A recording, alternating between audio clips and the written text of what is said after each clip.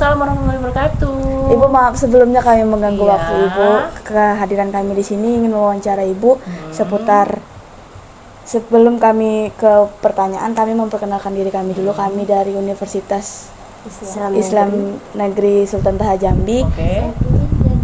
Kami diberi tugas untuk mewawancarai tentang kegiatan dan strategi humas di lembaga pendidikan Oke. dan pengembangan sistem layanan publik di lembaga pendidikan. Oke. Dan kami memilih SMK ini karena alumni di sini, Bu. Oke, siap. Oke, ada yang bisa saya bantu dengan beberapa pertanyaan yang berhubungan dengan kehumasan, boleh? Silakan. Apa nih? Mana pertanyaannya? Oke, sebelumnya perkenalkan, nama saya ini Ibu Nina Handayani ST. Saya menjabat sebagai seorang humas itu dari 2017 sampai sekarang, berarti 2002, berarti 5 tahun. Nah, jadi pengalaman sih tidak banyak, tetapi yang pastinya saya cukup membantu jalannya kegiatan-kegiatan yang ada di SMK Yadika Jambi ini, termasuk untuk guru, siswa, dan tata usaha. Silakan.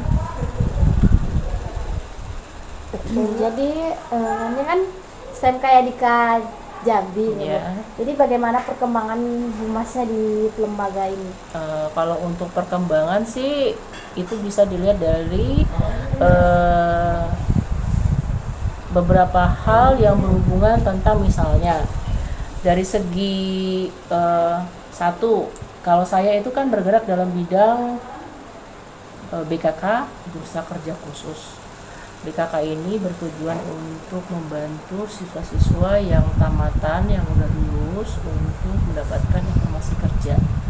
Nah, jadi di situ saya membantu dalam hal memberikan informasi kerja baik melalui sosial media maupun secara langsung.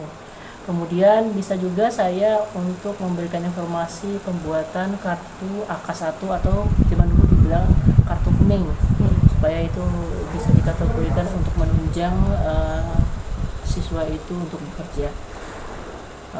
BKK, Bursa Kerja Khusus itu. Kemudian yang kedua lagi, saya juga bergerak dalam kegiatan humas itu dalam bidang Prakerin, praktek kerja industri, yang sekarang udah diganti dengan PKL, praktek kerja lapangan. Nah, untuk praktek kerja lapangan ini dikhususkan untuk siswa. Ibu, sebelumnya PKL itu sama dengan magang? Ya.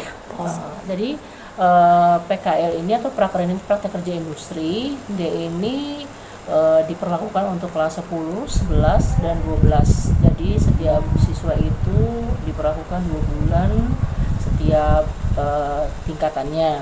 Nah, kemudian kegiatan yang ketiga yaitu bisa saja saya membantu Bapak Kepala Sekolah dalam bidang promosi sekolah, karena promosi sekolah itu juga saya harus membantu untuk memberikan informasi kepada masyarakat, contohnya ke orang tua siswa, ya kan? Kemudian ke siswa-siswa yang sudah tamatan untuk memberikan informasi kepada adik-adik kelasnya, atau juga langsung turun ke sekolah yang tingkat SMP maupun MTS untuk memberikan atau menjemput bola istilahnya, untuk memberikan informasi bahwa adanya penerimaan siswa baru ke SMK Yadika Jambi. Nah, kemudian untuk kegiatan-kegiatan yang lain seperti misalnya memperkenalkan SMK Yadika ke setiap perusahaan-perusahaan, baik itu bengkel, baik itu misalnya perseroan terbatas atau PT, CV, kemudian di kedinasan. Nah, itu adalah sebagian dari tugas dari saya. Itu perkembangannya, dan dilihat alhamdulillah perkembangan yang sangat signifikan itu adalah banyaknya perusahaan-perusahaan yang bekerja sama dengan SMK Yadika. Itu hasil perkembangannya. Kalau kegiatan humas di SMK Yadika ini apa aja, Bu? Yang tadi yang saya katakan tadi kan Bursa Kerja Khusus, kemudian Prakerin atau PKL atau praktek kerja lapangan atau yang dikatakan tadi magang, kemudian yang tadi promosi itu sekolah, dan satu lagi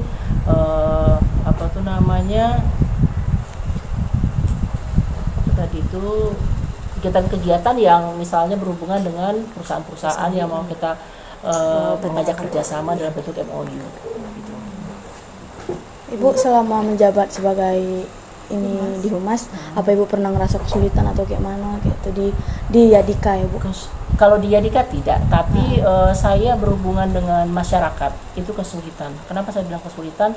Tidak semua perusahaan, tidak semua dunia usaha dan dunia industri itu bisa menerima kita, welcome kepada kita, karena pada prinsipnya mereka tuh kan tidak mau terikat dalam bentuk MOU atau surat kerjasama antara SMK Yadika dengan perusahaan-perusahaan, karena contohnya dari berbagai kementerian itu ada beberapa hal yang bisa diajak kerjasama, ada yang tidak. Itu menjadi suatu halangan bagi kami. Kemudian lagi ada juga di bengkel-bengkel yang mohon maaf yang biasa-biasa saja, itu biasanya ada juga yang nggak mau karena kebutuhan dalam hal administrasi. Misalnya kan kalau misalnya kita kerjasama dengan suatu tempat atau perusahaan itu biasanya kan secara administrasi harus lengkap. Nah ini tidak lengkap. Nah itu biasanya jadi kendala kita untuk mengadakan kerjasama dalam bidang kehumasan. Berarti Ibu langsung terjun ke lapangan Iya, untuk semua. benar. Kalau strategi humasnya Bu? Strategi kehumasan strategi yang pastinya dalam segi pendidikan antara lain yaitu saya harus bisa mencari informasi-informasi bagaimana meningkatkan satu pendidikan, baik itu dalam secara manajerialnya atau mengatur apa tuh namanya siswa-siswanya dan para gurunya, dan yang pastinya itu membantu kepala sekolah juga untuk mempromosikan sekolah, dan itu kita butuh ide-ide lagi supaya namanya Dika tidak tenggelam dan semakin naik, baik itu tingkat nasional maupun internasional, amin gitu. Tapi sekarang sudah sampai tingkat nasional ya, alhamdulillah. Makanya saya ngerasa sangat bangga ya, saya di sini dari 2009, jadi sampai sekarang sudah merasa kayak rumah sendiri di SMK Yadika ini. Jadi kalau ada apapun yang terjadi pasti saya turun untuk memberikan informasi ataupun memberikan gebrakan-gebrakan atau ide-ide untuk SMK Yadika. Kalau bagaimana peran humas dalam dunia pendidikan di era sekarang ini? Sebenarnya kalau untuk peranan humas itu tergantung bagaimana antara kerjasamanya humas itu sendiri terhadap kita bicarakan sektor pendidikan itu sendiri, yaitu sekolah. Kalau apa yang dibutuhkan sekolah, otomatis humas juga harus bisa Siap beradaptasi gitu kan. Misalnya butuh informasi tentang apapun itu humas harus siap gitu. Misalnya saya butuh informasi tentang soal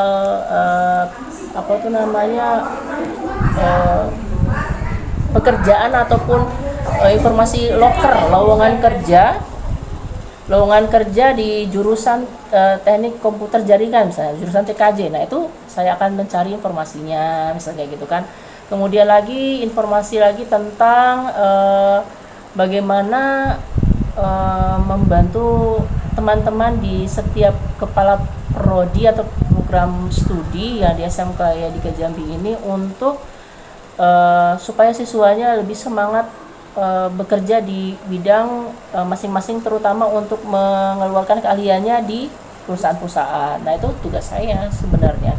Tanpa disadari saya sebagai humas juga harus pintar-pintar mengulik-ngulik di mana sih bagusnya siswa itu, misalnya nanti kalau untuk berhasil untuk misalnya mau meneruskan sekolahnya ataupun bekerjanya, itu kan kita bisa diajak kerjasama. Contoh, saya pernah mengadakan surat kerjasama dengan, saya sebut misalnya Toyota. Nah Toyota itu alhamdulillah sampai sekarang bisa dapat selalu ada di samping kita sebagai perusahaan yang dapat mendampingi siswa kita, misalnya siswa kita itu magang dan juga siswa itu yang sudah tamat untuk bekerja langsung di situ. Nah itu merupakan salah satu bukan keberhasilan, salah satu peranan humas supaya siswa kita itu ataupun warga sekolah itu bisa melihat, oh ini loh pekerjaannya seorang humas itu seperti ini. Karena kalau kita tidak tahu tentang peranan, kemudian fungsinya sebagai seorang humas, kemudian apa tujuannya apa gitu kan, berarti kan dia tidak memahami pekerjaannya, ya kan. Nah, jadi otomatis kan sebelum saya menjabat menjadi seorang humas ini kan saya harus tahu dulu bagaimana sih cara kerja atau mekanismenya seorang humas itu seperti apa. Kemudian juga bagaimana saya melayani, ini saya harus melayani orang tua, melayani siswa-siswa. Ya, otomatis kalau misalnya siswanya bisa diarahkan dengan baik, alhamdulillah. Misalnya tidak bisa diarahkan baik, bagaimana caranya saya harus bertindak tegas gitu. Ya, semua. Ini kan si sekolah ini punya link gitu kan. Nah itu bisa dimasukin jadi perkembangan humasnya atau gimana? Kalau link itu salah satu, sebenarnya itu kan merupakan alat atau media di mana salah satu untuk menghubungkan antara SMK Yadika dengan dunia luar. Misalnya seperti yang sudah kita punya di sini adalah websitenya SMK Yadika. Jadi websitenya SMK Yadika itu sudah membuat beberapa kegiatan-kegiatan. Misalnya untuk hari ini kegiatannya apa? Itu sudah dikeluarkan, diupload. Nah, jadi orang-orang yang misalnya para alumni ataupun misalnya siswa baru bisa ngelihat apa sih kegiatan-kegiatan setiap harinya, atau misalnya di setiap jurusan setiap bulannya. Jadi kan dia tahu, oh ini dong keistimewaan SMK Yadika, oh ini ya kegiatan-kegiatan yang berlangsung selama bulan ini gitu kan. Jadi kalau untuk link atau media itu sudah ada kita, jadi tidak masalah. Berarti itu disebut juga mungkin perkembangan teknologi juga ya? Iya, teknologi juga, IT-nya juga. Selain itu juga kita punya pers, mungkin bisa dilihat itu ada podcast, insya Allah ya. Jadi kita bertahap ya. Jadi podcast itu sebagai sarana juga humas. Misalnya kita mau menyampaikan informasi tentang promosi ini, atau kita mau promosikan tentang keistimewaan SMK Yadika ya, melalui podcast itu juga yang pernah kita lihat di YouTube ya. Nah itu ya, ini kita usahakan memberikan yang terbaik untuk siswa, supaya siswa itu bukan hanya duduk belajar kemudian magang gitu, monoton kan gitu-gitu aja. Jadi dia harus punya ekstrakurikuler, di mana ekstrakurikulernya bisa menunjang dia kegiatan untuk suatu hari nanti dia sebagai bekal dalam bekerja. Betul. Kalau aku sudah cukup sih. Ya. Ibu terima kasih udah meluangkan waktunya untuk kami. Sama-sama. Terima kasih sudah menerima kami dengan baik, sama-sama. menjawab dengan semuanya yang kami pertanyakan. Terima kasih ya Ibu. Iya, sama-sama. Semoga apa yang saya sampaikan bermanfaat untuk laporan kalian, program kerja kalian. Dan saya harapkan jangan segan-segan untuk mempromosikan SMK Yadika kami untuk ke halayak masyarakat yang mohon bantuannya. Terima kasih. Siap, Ibu. Terima kasih, Bu.